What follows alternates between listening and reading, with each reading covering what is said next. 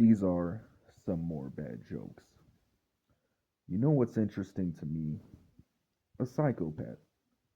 Some people want to be cooks, be hospitable, maybe a nurse, a veterinarian, what have you.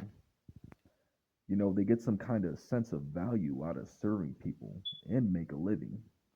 Not the psychopath serial killer. He gets his deepest needs met by his next kill. Never heard of any job openings for a serial killer. It could be like a full time job. You come across somebody, you start stalking them, you learn their routines, where they work, how they move, you learn their interests. Maybe you target them and, they like painting. You learn everything about them without actually knowing the person firsthand. It's kind of like these crazy Taylor Swift fans, you know? Then one day they strike and they kill the very person they have come to know on such an intimate level. You would think if the prey is halfway decent, the person might have a heart and say, you know what? I can't go through with this. This is not the case with the psychopath. He needs that next kill the same way you need to eat. They're wired different, you know? We have to sleep, work, but there's an extra layer of need built into them, and that's kill. You might be at work working with a serial killer and you don't even know it. Some of your coworkers gather around. Jim, what are you doing this weekend? Well, me and the wife got tickets to the Browns game this weekend. In the meantime, on the weekend, Jim is actually in your local coffee shop, just blending in, pretending to be a regular civilian, just looking for his next target. How would you really know, though? These people are chameleons. In life, you got some people like Mother Teresa, who would be in a third world country, serving the sick and dying. Then you got John Wayne Gacy. Some people collect Pokemon cards. He was collecting corpses in his wall. Then you got these ladies who go crazy for these kind of guys. When they go to prison, they get all kinds of love. They become a rock star like Ozzy. All this mail comes flooding in from crazy women. Please kill me next, is what they are really saying. And he will. Just let him finish his time. Is that what it takes to get some love from women these days? It's all backwards. What's that movie? It's a Wonderful Life. This man goes through extreme financial trouble. This man goes through extreme financial trouble, then decides to exit life. But an angel stops him and shows him what it would be like if he were never here. Then he decides to come back and see his family, community, and carry on in his life. That man's a damn fool. If it was me, I would have got the hell out of here while I had the chance, and it would have been a clean escape. He didn't have to die a tragic death. A wonderful life. I'll tell you about a wonderful life. How about television? Entertainment, right? We got shows, YouTubers, live streaming their life. I'm gonna escape reality by watching someone else's reality because my reality is not good enough. So I'm gonna immerse myself in yours. Another subscriber, another Netflix account. Hey, they'll take it. You don't like your own reality. We got a better one for you. Just choose your flavor. You want to be a detective today? Maybe an episode of Cold Case. Today you want to be a speed demon for no good reason? Fast and the Furious, right? We got a whole trilogy. Just keep watching. We got you. You want to be the cool guy today? You will be cool. Just not as cool as Paul Walker in Fast and the Furious 1. Nobody was touching that guy as far as coolness is concerned. He had the look, the hair, the aura. He could drive the whip like a NASCAR driver.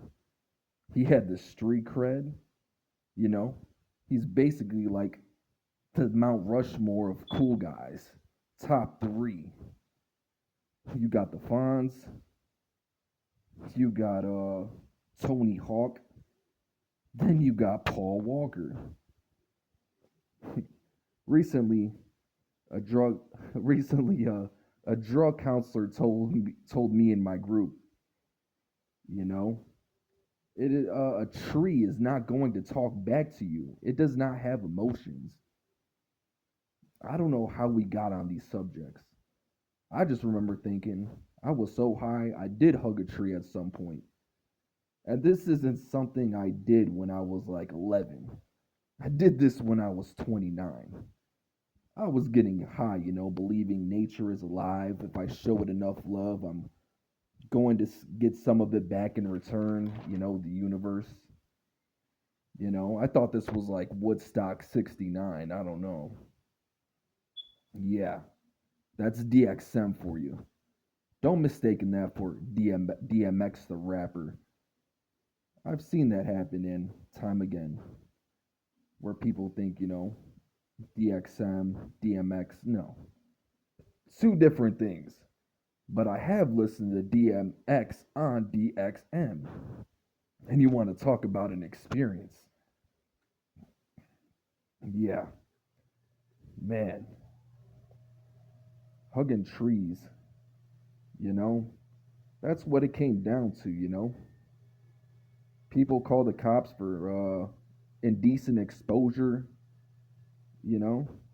I was getting cops called on me at the park for indecent behavior. Son, can you let go of the tree?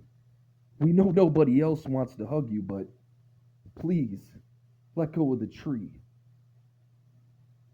Nobody loves you. Okay. Well, not even the tree. Moving on. We really never know what we really want in life. Sure, we know what brings some joy and we live in doing some things, we have more interest in some things more than others. But I don't even know what I want to eat most of the time. For 3 months, for the most part, it's either a turkey sandwich, pickles, or peanut butter and jelly. Why make life more complicated trying to analyze all these food choices? It's like delivering a baby. There is a proven method to deliver that baby successfully. The doctor doesn't just walk in one day and say, "We're trying a new method to deliver this baby, and you were the first test subject. If it works, it works." You know, what is this society? Grown adults pretending they have it all figured out. Nobody has it all figured out. I don't care if you're that Stephen Hawking guy.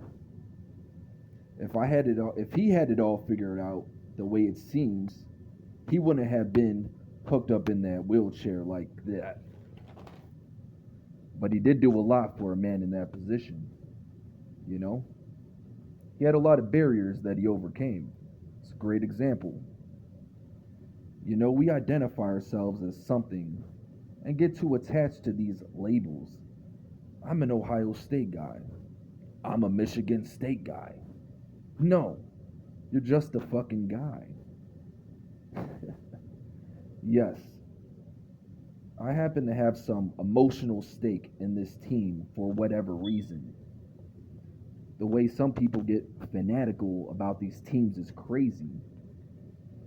Chances are, most average, the most average people don't even know why. You know, what I'm saying is, chances are the average fan doesn't even know every statistic, every player, every stat of that person on the field or where they come from. But, you know, but if you do, that's commendable. But if I see a fan, a college football fan, freezing with his shirt off, screaming like a woman at a Beatles concert in the 60s, I expect you to write the fucking book on the team this year. We just need something to get excited about. I get it. Then there's cheerleaders. You see them on the side, like dirty dancing, looking completely emotionally invested in the game.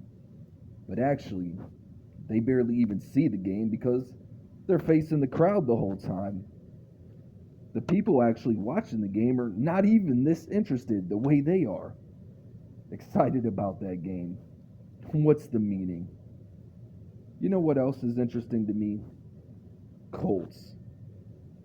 In times past, people just want to believe in anything.